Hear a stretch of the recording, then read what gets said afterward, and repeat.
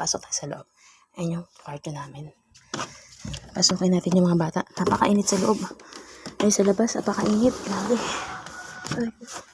Ay, wow. Sana all. Ayan, nakakumot sila. Katalokbong. Ayan si Kuya Andre. Ito si Nana. Ito si Andrew. Ay, grabe. Ito si Andrea. Nakatalokbong din.